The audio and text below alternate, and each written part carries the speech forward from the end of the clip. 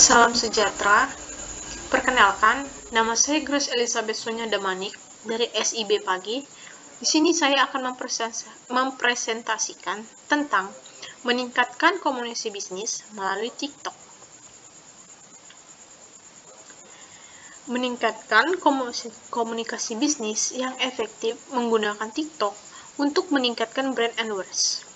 Tujuan presentasinya memberikan wawasan tentang penggunaan TikTok untuk komunikasi bisnis. Yang kedua, ada target audience. Target audience ini dikhususkan untuk pengusaha dan pemasar yang ingin memanfaatkan media sosial. Yang ketiga, pentingnya media sosial. Pentingnya media sosial ini, terutama TikTok, sangat penting dalam meningkatkan interaksi kesadaran merek. Yang ketiga, ada strategi konten. Yang keempat, ada strategi konten. Strategi konten, penggunaan konten kreatif yang menarik untuk menarik perhatian audiens di TikTok. Yang kelima, ada interaksi audiens. Interaksi audiens membangun hubungan yang lebih dekat dengan audiens melalui konten yang relevan dan interaktif. Selanjutnya, ada tujuan utama TikTok. Tujuan utama TikTok ada 3 melalui diagram tersebut. Yang pertama, meningkatkan kesadaran merek. Meningkatkan kesadaran merek, strategi ini untuk menjangkau lebih banyak pengguna TikTok dan meningkatkan visibilitas merek. Yang kedua, ada interaksi pelanggan yang lebih baik. Interaksi pelanggan yang lebih baik menciptakan konten yang menarik untuk mendorong interaksi dan keterlibatan pengguna. Yang ketiga, ada memanfaatkan tren TikTok. Memanfaatkan tren TikTok menggunakan tren dan tantangan yang sedang viral untuk menarik perhatian audiens yang lebih luas. Selanjutnya, pentingnya TikTok dalam pemasaran bisnis. Ini memanfaatkan media sosial untuk komunikasi efektif. Ada 3.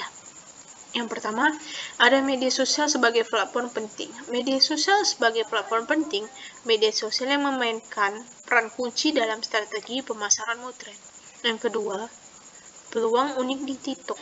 Peluang unik di TikTok memiliki lebih dari 1 miliar pengguna aktif, menjadikan tempat strategi yang menjangkau audiens. Yang ketiga, ada strategi pemasaran yang efektif. Strategi pemasaran yang efektif memahami cara menggunakan TikTok untuk meningkatkan komunitas dengan pelanggan yang sangat penting. Berikutnya, tren TikTok terkini di dunia TikTok. Di TikTok. Ini pengguna dalam strategi pemasaran digital di tahun 2024. Terbagi atas 4. Yang pertama, video pendek yang menarik perhatian. Video pendek yang menarik perhatian.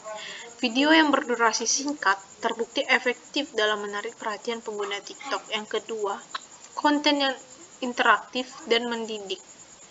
Ini membuat konten yang interaktif dapat meningkatkan keterlibatan dan memberikan nilai yang edukatif. Yang ketiga, ada fokus pada autentisitas. Fokus pada autentisitas membuat konten lebih relatable dan meningkatkan kepercayaan pengguna. Yang keempat, keterlibatan pengguna. Keterlibatan aktif dari pengguna sangat penting untuk menciptakan komunitas yang kuat di platform. Berikutnya, ada strategi konten kreatif yang efektif. Strategi konten kreatif yang efektif ini, saya dapat membagikan atas 5. Yang pertama, membuat konten menarik dan relevan. Membuat konten menarik dan relevan ini, dia berfokus pada cerita yang mendalam dan visual yang menarik perhatian audiens. Yang kedua, cerita yang mendalam. Cerita mendalam ini, cerita yang mengunggah emosi dalam memperkuat hubungan dengan audiens dan meningkatkan keterlibatan.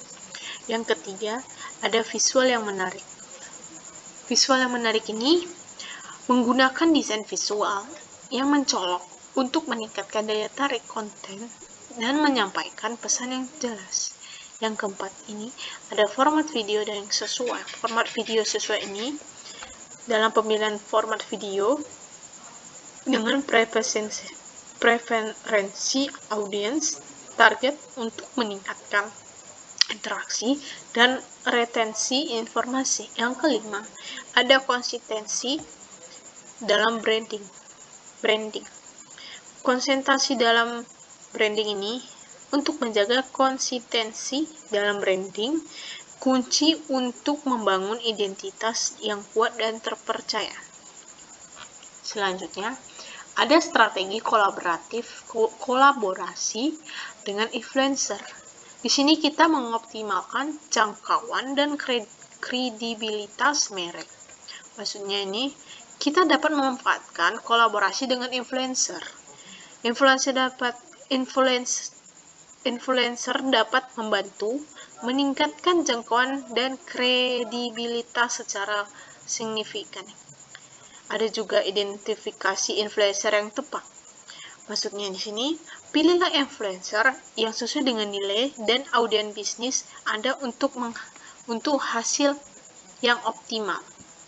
Yang ketiga, ada contoh kolaborasi sukses. Contoh kolaborasi sukses ini, pelajari dari contoh kolaborasi yang berhasil dan adaptasikan strategi mereka.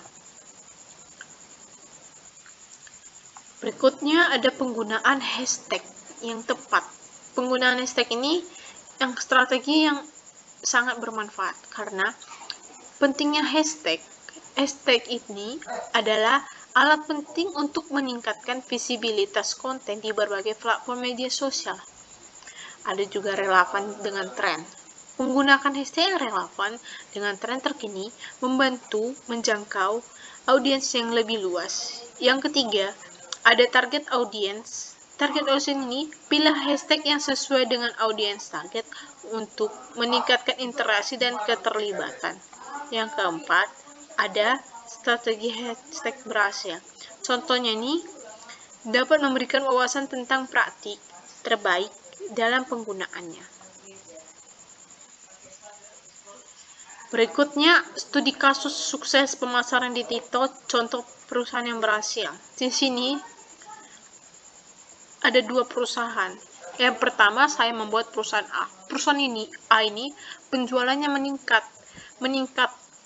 meningkatkan penjualan 30% dalam 3 bulan melalui konten yang viral menarik. Perusahaan B ini pertumbuhan pengikut. Dia memperoleh 100.000 pengikut baru dalam 1 bulan dengan kampanye influencer yang efektif. Bisa saya analisis strateginya ini menerapkan strategi kreatif dan kolaborasi untuk meningkatkan jangkauan audiens yang luas. Berikutnya kita bisa mengukur keberhasilan strategi. Mengukur keberhasilan strategi ini kita bisa menilai atas 4. Yang pertama, metrik interaksi. Metrik interaksi ini tingkatan interaksi seperti likes, comments, dan share menunjukkan seberapa efektif konten berkomunikasi dengan audiens. Yang kedua, ada pertumbuhan pengikut. Pertumbuhan pengikut ini menjadi indikator penting dalam menilai daya tarik dan relevan yang disajikan. Yang ketiga, ada analisis konten berhasil. Analisis konten berhasil menganalisis konten yang paling berhasil untuk membantu memahami preferensi. Yang keempat, ada pentingnya pengukuran. Pentingnya pengukuran untuk memungkinkan penyusunan strategi yang lebih efektif dan dengan tujuan bisnis. Langkah selanjutnya itu ada strategi untuk rencana di perusahaan. Yang terbagi atas 4, rencana tindakan strategis, kolaborasi dengan influencer, evaluasi metrik keberhasilan, dan juga partisipasi dalam proses kreatif. Sekian dari saya dalam presentasi ini. Mohon kalau ada kata-kata yang salah atau kurang dimengerti, saya minta maaf. Terima kasih.